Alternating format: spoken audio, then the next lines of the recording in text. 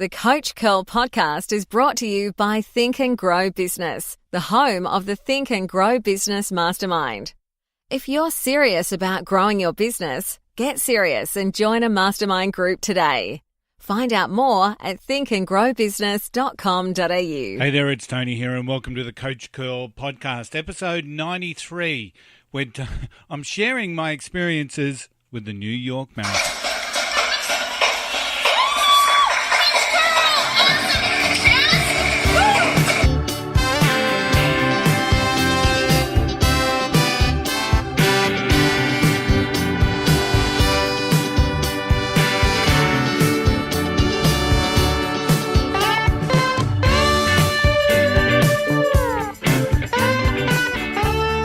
Hey there and welcome to episode 93 of the Coach Curl podcast. Well, as you know, if you're a regular listener to the podcast, that we undertook, my wife and I, Sharon and I, we are now marathoners. Yes, last year we set a goal. We wanted to run the New York Marathon. And after a 12 months of training and 12 months of a little bit of pain and what have you, we got there. November 4, Sunday, November 4, we completed the 42.2 kilometers that is the New York Marathon. And what an experience. What an experience. It was an amazing, incredible, emotional, fun, vibrant experience. It was just one of the best things that I've ever done. So, which is really weird because when you think about it, we're running for 42.2 kilometers. There's a lot of pain involved when you get to the end. You know, your legs can really stiffen up. There was some people we saw on course that had cramps and injuries and had stopped for rub downs and those sorts of things. So, but at the end, when you cross that finish line, nothing else matters. Nothing else mattered. The 12 months of training, the pain that you had during that training process, the injuries that you carried into it, nothing else mattered but about crossing the finish line. Now, today's episode is all about just sharing my personal experiences associated with the New York Marathon. It will run a little bit longer than what our normal podcast timing is, because I really want to try and encapsulate it as best as I possibly can, because nothing can prepare you for what you go through with the New York Marathon. Nothing compares. So considering that one of our support team, our remedial massagist, Nikki Francis, had run the New York Marathon, and she had done it in a time of 3 hours 38 minutes. So fantastic time, great runner. And while she shared her tips and her tricks and, you know, some of those little hints there and advices along the way, nothing prepares you for what you're going to go through. Nothing prepares you from the case of the crowds, the noise, the hurt, the hitting the wall. Nothing can prepare you for that. Now, one of the things that we were made aware of is that, Tony, you'll be surprised how many runners there are. Now, once again, there's 53,000 people that started this year's New York Marathon. 53,000. So in the back of your mind, you say that that's a big number. That's a big crowd. But the reality is that for the days leading up to the event, all you see is runners. Now, we were staying at the Parker Hotel in West 56th Street near Central Park. And just every time you got into the lift, there were runners. Every time you came into the foyer, there were runners. Every time you went out for a meal, there were runners. There were runners everywhere. And the other thing that, as well as runners, is the signage for the New York Marathon. It just takes over the whole city. And I suppose you're looking for it because of your biases and whatnot. So you're looking for the mileage. There's beer ads along the journey saying 20.8 miles to have a beer. You know, there's subway signage. There's advertising everywhere. The Runners Expo is just amazing. When Central Park's opened, it's got the finish line coming down to it. You've got the flags of all the nations. You've got the signage everywhere. You can walk across and take photos of the finish line well before the race. So, for the couple of days before, the city's just a buzz. The city is a buzz. And they've got a number of different events. There was a 5K warm-up run the day before, and which took over parts of the city. So it was just amazing how much the New York Marathon means to New York. Now, in one of our later episodes, I'm going to share some of the figures that the marathon brings into the city of New York. But you really can't prepare for how much the city loves the marathoners, and how many runners that you see, and how many support. Because for every runner, there's normally friends and family that come in, so it's really quite an amazing process. And then prior to the marathon, you've got to go to the expo, and you've got to go to the expo to get your number and your details and your shirts. And once again, this is just huge. This is the Jacob Javits Centre, and it's near the High Line. I sort of lose my way around New York a little bit, but it's over near the High Line. And once again, you just cannot prepare. To finding your name on the wall of runners that are running, this wall's massive, incredibly well organised process to get your numbers and your T-shirts. There's a T-shirt fitting station where you try on some dummy shirts, which is really cool and really appreciated, because the last thing you want is to get a shirt that doesn't fit you. And so it was really awesome. And then to walk inside the expo where, you've got your sponsors and your major brands all with their goods and their hints and their tips, and you attend some workshops for where people are sharing, the best way to do things at mile 12 and mile 11 and whatnot. So there's a lot of advice, and there's just the hype is just amazing. The experience is just phenomenal in my mind. It was just the expo itself, incredibly well run. Lots of places to take your selfies in front of good luck runners, in front of, the IBL champion you sign. It's just, as I said, just an amazing experience.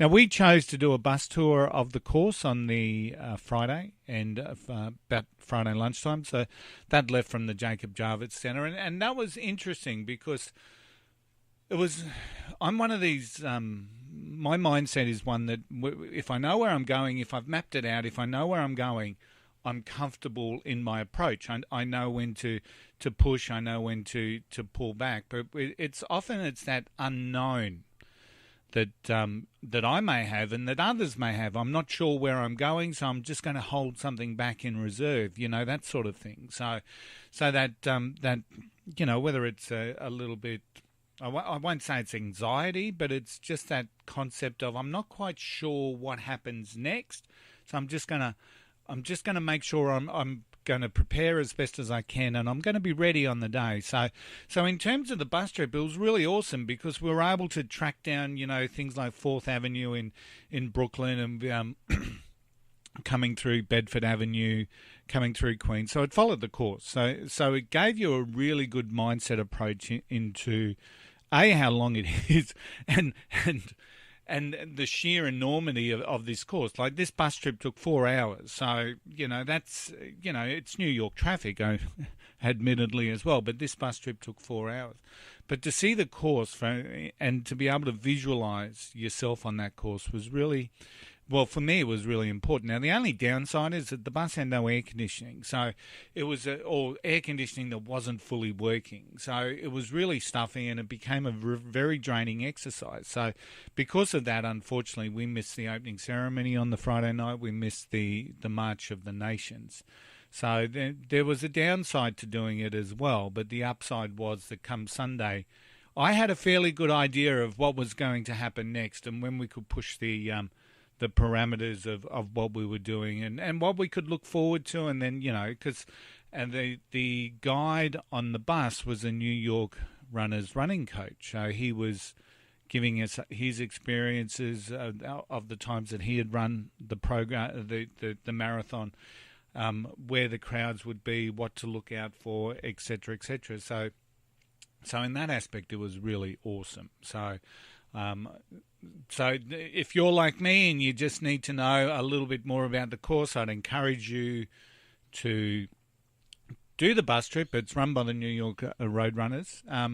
But also just be aware that, it was quite a draining experience within the bus. And as we know, you're prepping for a 42-kilometre race, so you really don't want to be losing energy or getting drained of energy in respect of that. Now, on the Saturday night before the marathon, the company that we went with, a company called Travelling Fit, organised a meet and greet and organised a bit of a logistics briefing for the morning, which was really appreciated because, once again, that fear of the unknown, the not quite sure scenario that a lot of people were facing. How do we get out to the starting line? We're at the finish line at Central Park is where we were staying.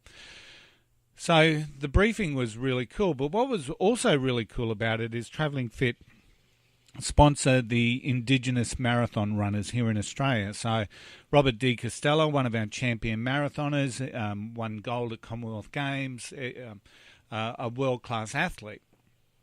He is the director of the Indigenous Marathon Program. So Travelling Fit sponsor them, help the runners get there. And I think this year there was about 8 of them.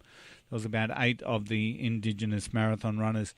And we heard from a guy called Colin Sampson at this briefing, and he had previously run the marathon as one of the Indigenous marathon runners, and pretty inspiring and funny sort of a guy, really he attributed the marathon program to ultimately really saving his life. He shared coming down the Queensborough Bridge, he tore a hamstring and really contemplated giving up. But then when he thought back to his family, his culture, back home, he got himself back up and he started to run just one step at a time. Wasn't what he would normally call a run. He also felt a bit ashamed that he did a bit of walking, but ultimately he completed the marathon, and that's what it's all about. It's about one step at a time, and if you keep putting that one step at a time, ultimately you get to the finish line, and that's the message, not just for the New York Marathon, but that's also a message in whatever it is that you're attempting to do in life. So we heard from the man himself, we heard from Robert D. Costello, and he provided us a very similar tip to what Collins shared with us, just one step at a time. You are going to hit the wall. It happens, There was a little bit of conjecture whether it's the 30-kilometre mark or whether it's the 20-mile mark, but you hit the wall, and that's when you really got to reassess, why am I doing this? Dig into that motivation and just get yourself through it. Some fantastic advice from Robert D. Costello. So that was the Saturday night before, and as you can probably imagine, there. Sleeping prior to, the race was we just didn't get great night's sleep that Saturday night for sure. Your mind's, you're challenged by what it is that you're just about to do, and so in many ways that Saturday night sleep, as well as many of the nights before, was really challenged because all of a sudden it's, the training's done. While you're training for something like this, you've got your vision that keeps you going. You've got those hits that you're getting, you're giving yourself those chemical hits that you're getting there. You're moving diligently between where you were to where you're going. So during the training process, it was easy to remain motivated because we're running the New York Marathon. But when it comes time to say, we're running the New York Marathon tomorrow, it changes and tweaks into your mindset, and all of a sudden, holy dooly, what am I doing? Am I going to do this? Am I going to finish this? Everyone says trust your training. Do I trust my training? So it was all those challenges. And then what made it even worse for both Sharon and I, that we were carrying some injuries going into here. So I had a left knee that needs an MRI to find out why the patella itself is actually like shifting around. But I can run with it with a really rigid like brace on it. But a couple of days before, just going for a jog in Brooklyn, I slightly tore my right calf muscle, and anyone that has torn their calf muscle understands that's a bit of a pain. But my wife's been battling heels, really sore heels, for pretty much of the training. And then during the race, she actually hurt her knee at the 15-mile mark and didn't say anything. So, and part of her thought process was, if I don't verbalize it, it's not real. So once again, that mindset of step by step, one foot in front of the other, just really saw Sharon, especially through that marathon itself. She was a powerhouse. She was a power keg, and she really motivated me, and at many stages during the run, to really lift the rate and to lift the run rate. So, but 6:30 the next morning, we were in a bus and we were on our way to Staten Island. So everything that we had done beforehand had to have been enough. There was nothing else we could do. We were heading to Staten Island to do the New York Marathon, and in many ways, you're there. You've just got to focus on how you're feeling at the time and just keep the positives. Now, the challenge we got to the starting villages just before 8 o'clock. Now, the starting villages are an amazing place. They're just amazing. There's people everywhere. It's, there's a couple of photos that I have of people coming through the security areas to come into the starting villages. And it's just like a line of people. It's just like, not just a line, like thousands of people walking down this one street. So it really it starts to give you a really good image of what it is that you're just about to do. So the starting villages are split into 3 colours, so you don't get 50,000 people crammed into one village. So we had space to lie down. We had space to pull up we took a yoga mat each. So we were able to sit there. You're getting your free coffees, some Danishes, some bagels if you wanted them, plenty of water, some endurance gels, all those sorts of things. So that all of that's available at the starting village if you indeed want it. But we got there at about 10 to 8. Our starting wave was at 11 o'clock. So we had a little bit of time. So I just turned my social media off and I turned my phones off, because ultimately it was going to be a big day ahead of us and we really wanted to conserve as much power as we could. And we just watched the world go by, and it was really quite magical. You've got the Verrazano Bridge just over your shoulder. You've got people everywhere, and and we saw every wave start, 9 o'clock right through to ours at 11 o'clock. So we saw people warming up when they were getting ready for their wave, all the nationalities, all the different languages. It was just, that 3 hours passed really quickly. And the only downside is probably the line-up for the toilets and the toilets themselves. I'm not going to go into that. But that's probably the only downside that I had within the village is, ultimately, before you run, there are some things that you need to do. And while I think they said 1,700 or 1,800 toilets or portable toilets around the starting villages, and I've got no reason to doubt them, they're everywhere. But obviously when you've got tens and 20,000s of people in that precinct, there's lineups, there's queues, and of course there's some hygiene issues. But ultimately, the starting village went really well. My wife ran with her Dunkin' Donuts beanie on and stuck it in her pocket. Ultimately, I think the pink and the orange of the Dunkin' Donuts beanie just didn't suit me. So ultimately, mine was given to someone along the road at Brooklyn, or actually, no, sorry, I donated it prior to going. So I donated into the Goodwill bin. So maybe there's going to be someone who purchased that and raises some money for the Goodwill. But really amazing experience. We got some fantastic photos. There's New York Marathon photographers everywhere. They're just everywhere. And they're forever asking and stopping you to take a photo and with your numbers. And, that's really cool. So, there was some really nice shots that Sharon and I were able to purchase through that of us prior to running. And then you finally get the call into your corral. Now, once again, this is where the masses of humanity all come together, and really good natured. Like normally when you're in a crowd, there's a bit of stress, there's a bit of aggro, there's a little bit of push and shove, but the crowd was incredibly well mannered. So as we're in the green starting village, so we're running on the lower tier of the Verrazano Bridge, which was a little bit disappointing, but ultimately that's where we were. And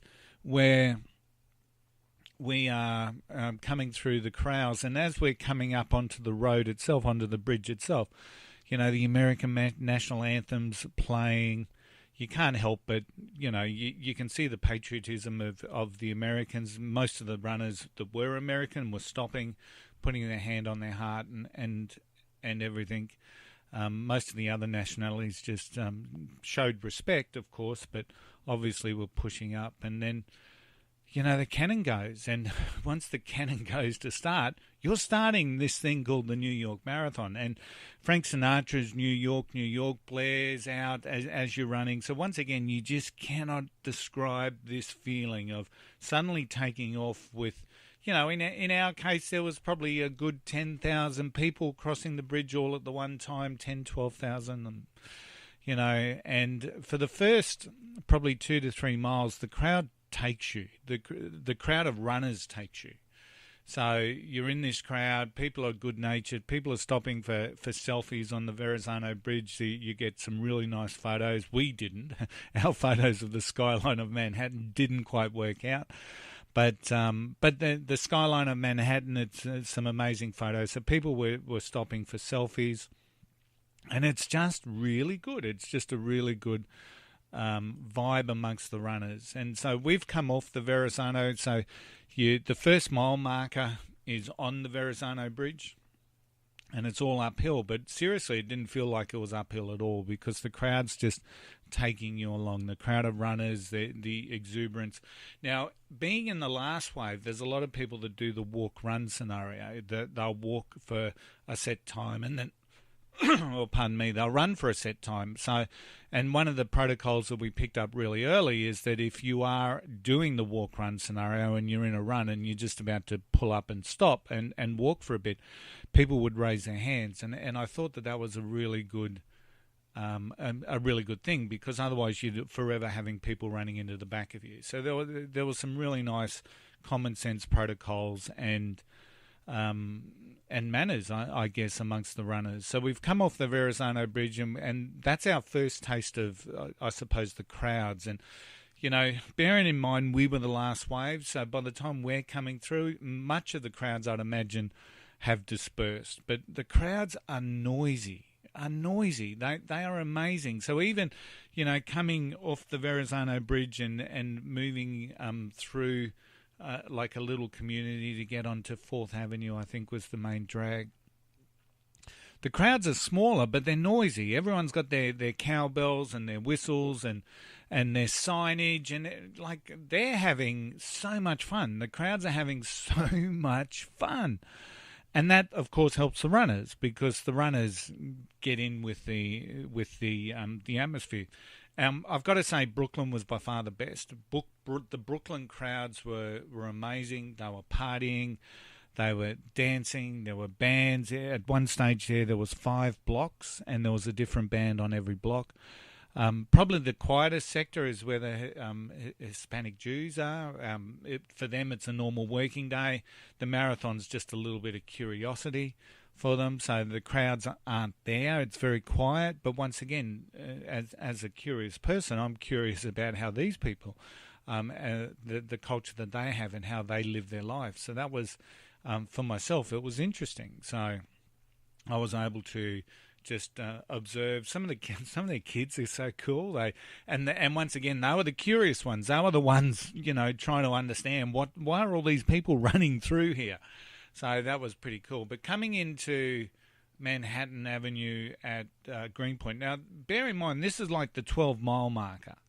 So we've just run 12 miles. Now, I'm not quite sure what that is in kilometres, but it's a bit. So, but we've just gone through the 12-mile marker, and this is where our family was. This is where our family, the first opportunity that we had to see our family. And so we've turned into Manhattan Avenue at Greenpoint, and then they were. And, once again, just their friends, their family, and it was just this amazing experience. So I've just done a quick conversion. It's 19 kilometres. So we've just run 19 kilometres. We've caught up with our family. We've taken a couple of selfies, etc., etc., etc., etc. And now, prior to this, Sharon had stopped to take some photos with the fireys, the fire, the crew, the fire engine crew. So that we've enjoyed our time in Brooklyn, but. As we've run away, as we've moved on and got back into the race after catching up with the family and doing some selfies and, high fives and all that sort of thing, we looked at each other and said, we've just run 12 miles. Now, that's 20 kilometres, almost 20 kilometres. So when you think about that and that we're still in this upbeat of a mode that, nothing's going to stop us, which is just awesome. It's just... That's what the crowds do. That's what the crowds do, because the crowds are just cheering and carrying on and encouraging you. You're hearing your name get called out. You're hearing people go, Aussie, as they're seeing that we're from Australia, because it was all on our Travelling Fit shirts, our names and our nation. So the crowds are just incredible. And some of the signs you've got to give it to the people. There's people up there saying there's a shitload of miles to go. There's people up here telling you where the shortcuts are. There's people with their signs saying that they're your biggest fan. It was just you'd get a laugh out of the sign. So as I said, we've just done 20 kilometres. Now, 20 kilometres is a long run. And it felt like, the real race was just starting for us. So that was that brings us up into moving into Queens, I guess. So moving into Queens, the crowds had sort of disappeared a little bit. So it was a little bit quieter. But our Travelling Fit company were there just before we were coming onto one of the bridges in Queens, and that was good to see them, because once again, it's just that motivation of seeing people that on the course. And continuing on. So we've come through Queens. Now, one of the signs I really loved in Queens was someone's holding up a sign, "Welcome to Queens, now get out of here." So I don't know whether that's part of the personality of the typical people that live and work and breathe and spend their days in Queens, but I found that interesting, but also funny. So we're coming over the Queensborough Bridge, and the Queensborough Bridge is sort of like the unofficial, halfway mark. I think it's the Queensborough. I might be wrong, but I'm sure it was the Queensborough, and that's where you see the 13.1 mile sign, and it sort of tells you that you're halfway through. Actually, it might have been the bridge before. So, but coming down the Queensborough Bridge. Now, Queensborough Bridge is the one where you're coming into Manhattan, and once again, some fantastic views, people stopping for selfies. You've got the New York skyline there. There's a lot going on. But you're coming down into First Avenue. Now, once again, we're on the last wave. But people always talk about coming into First Avenue to this tumultuous, applause. And you could hear it. You could hear it. You can hear the noise. And once again, I can only just say that, the crowds, some of the crowds have gone by the time that Sharon and I are coming through, and I can certainly understand why. So but the crowds were noisy for us. They're not 10 deep. They're maybe 2 or 3 deep along the way. So we're coming along First Avenue. You can hear the noise, but before we get to First Avenue, we're coming down the Queensborough Bridge, and this is where my knee sort of shifted, and. So we'd strapped the knee. I had a brace on it. It was all sort of precautionary, and all of a sudden there was some really sharp pain happening in my left knee, and the patella had shifted. And so this is when I seriously and genuinely thought that it was potentially over for me, or that it was going to be a very slow, laborious, step-by-step approach coming home. Now, bear in mind, when we initially took off, I was really concerned to get over the Verrazano Bridge. I seriously didn't think that I would get over the Verrazano Bridge without a tweak in my right calf, and I was able to do that. And then we're coming into, which I was immensely grateful for, and then we're coming into Manhattan, a bit that I'm really excited and looking forward to.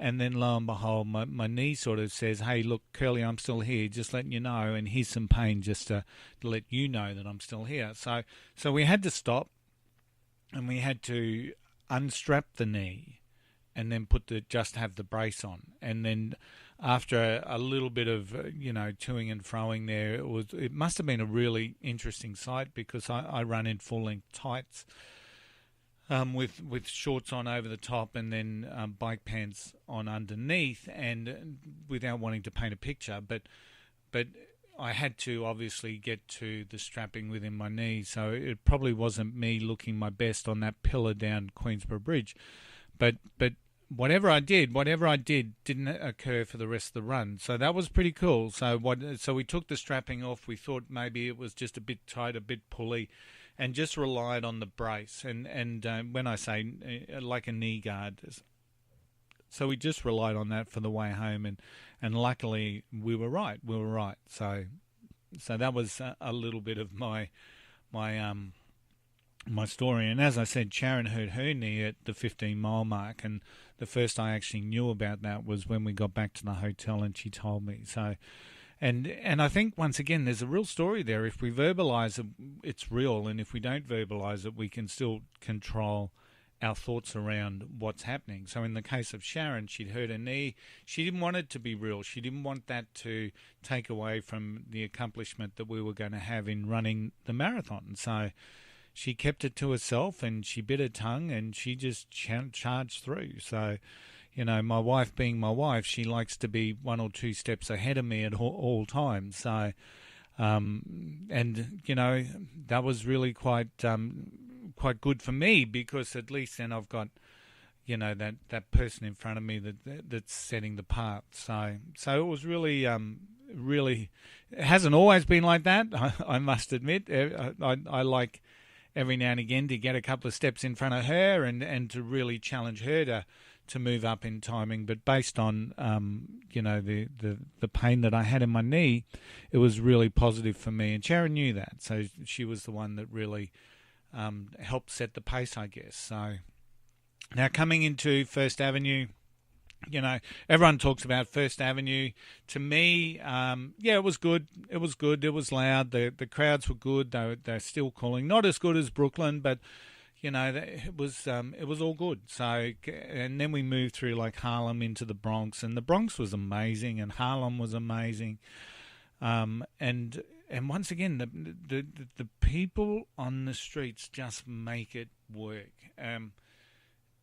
And, they're giving you pretzels, they're giving you bananas, oranges, the sheer goodwill and generosity of the people of New York that are watching this marathon just is amazing. And you're made to feel like a rock star. Now we're in the last wave of people running, so the rock stars have already gone. The elite runners have already gone. But every single person that's cheering on that course is making you feel like you're the reason why they're there, which, where else do you get that?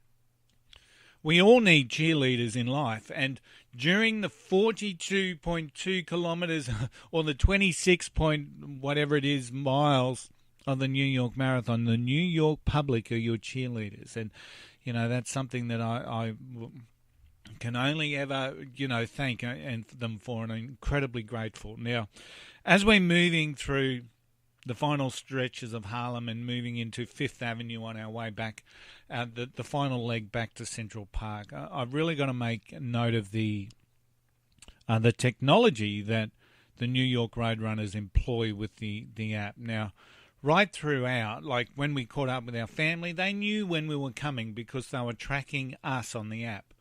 Now, just think about that from a technology point of view, GPS is okay for one, but how they make that and robust enough to be able to track with certainty, the over 53,000 that started is incredible. But come the 22-mile mark, and this is where it really becomes powerful. At the 22-mile mark, I received a message from one of my business colleagues back home who said, Curly, Coach Curl, you've got 4 miles to go. We're watching you, brother, from the Redlands coast. Now, how cool was that? 4 miles to go. We're at the 22-mile mark, and I've got Steve in Redlands that's following me. And that was pretty powerful. And then as we're running along Central Park, because Central Park does some things to your mind that you need to be aware of. You can see the park. You know you're close to the finish, but the reality is that when you go into the park for the first time, you've still got 3 miles to go. Now 3 miles is still a long way to go. Now, and especially when, which is almost 5 kilometres, right? So just to give you the real scenario here, the real picture. So coming down Fifth Avenue, and we're running in alignment with Central Park at this particular stage, there was, there was a man and his wife that were running just ahead of us. And the man was like, the guy was just crippled with cramp. Just crippled with it. You could see the muscles pulsating on the calves. He had this really exaggerated limp. That was the only way that he could continue to move. His wife was sort of propping him up, and this is the one that was vivid. I saw a lot of people stop and stretch and go into and get rub downs and all that sort of stuff along the way. But this guy was just severely cramped, and really for probably 95% of the population, they probably would have stopped and said, that's it. Okay, and he's still got 3 and a bit miles to go. But he was continuing on. And once again, I think about the marathon, and that's the power of the marathon. But the thing that I remember vividly is, on the New York Marathon app, you get the opportunity for people to do cheer cards, right? So they can put a little cheer card out there for, Tony and Sharon, or Fred and Bill, or just, Trevor. And those cheer cards are actually shown on electronic billboards. Now, the only one I actually saw was coming into Central Park. And, you're running into Central Park, your mind's playing tricks saying, we're almost finished, but you still got a bit to go. So you're working through that, and then all of a sudden you see a cheer card that someone back home has taken the time to put on, to make on the app. And then because we're all tracked, the electronic billboard and the technology knew we were coming along and showed us the cheer card. So that's pretty powerful from a motivation point of view. So all of a sudden we enter Central Park. We've got a bit more of a pick-up in our step. There is only 3 miles to go now. So, so the mindset starts to shift. So the power of motivation, the power of encouragement is really critical to get people through what it is that they're doing. And that cheer card aspect is a really nice feature, and I'm sure that I'm not the only one that appreciated that. Coming out of Central Park, so we do a mile or two in Central Park, and then we come out and we're coming down, I think it's 57th Street. Good crowds there. They're still cheering you on. It's starting to get a bit dark for us, Overall, our time was a lot more than what we thought it would be, but we did have some hiccups, as I said, along the way, and some toilet stops, which are just horrendous. So we knew that there's probably half an hour of time there that we just were just us standing, waiting for either a toilet stop or restrapping or what have you, or taking selfies. So all these things take time, of course. So we enjoyed the experience. The time wasn't our big issue. But it's starting to get dark, and as we re-enter Central Park for the last time into that final stretch to the finish line, once again, text messages start coming through from people back home, people that we know, Facebook Messenger, saying, we're seeing you, you're in the park, you're almost there, and all this sort of stuff. And once again, you've got people back home and in Australia it was like Monday morning, and they're tracking you on an app coming into Central Park. So thank you, New York Roadrunners, because that is amazing technology, and it just really enables that self-belief, that confidence, that encouragement that we all need to complete something like this. But the biggest, the most amazing thing was as we crossed the finish line, all of a sudden we started getting, as we crossed the line, congratulatory messages. So you can't, and once again, you just cannot beat that. People tracking us live at home and then sharing their happiness, their joy in seeing us complete what it is that we set out to complete.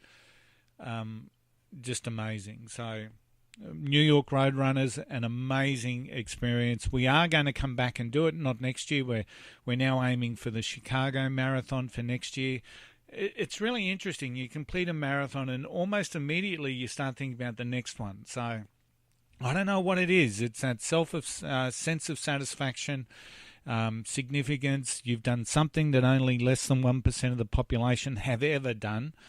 In 2018, I was one of the 52,800 people that completed the New York Marathon in the world. So, it's a very select bunch. And to have that inside me, the feeling that you get, the feeling that Sharon had is just amazing. So, big shout out to the New York Roadrunners, an amazing event. Big shout out to the people of New York. To have all of those roads closed in your city for that event just speaks volumes. Done with good grace, goodwill, just amazing. And what was also amazing is that, that half an hour walk to get out of the park, we pick up our poncho, we've got our recovery bags. The volunteers are asking if we wanted anything opened in the volunteers are amazing. That they are just stupendous. And, I think I've used the word amazing far too often. So stupendous, very, very obliging in just about everything that they did. So they give you your medal, they wrap you in a little silver blanket, you walk out and they give you a recovery bag. And you're chewing on that, and then as you leave your park, you get your poncho, your New York Marathon poncho to keep you warm. So once again, just an amazing experience. And then as we're walking back to get, our chocolate thick shakes, because you need a chocolate thick shake after a big run, almost every person you meet congratulates you. You don't know these people from a bar of soap, but you've got your New York Marathon poncho on, you've got your medal around your neck, so they know that you've just run 42.2 kilometres. And and once again, I haven't seen that anywhere else in the world. I've done a lot of, we've now done 3 or 4 different half marathons, and you just don't get random strangers just saying congratulations, well done, and thank you.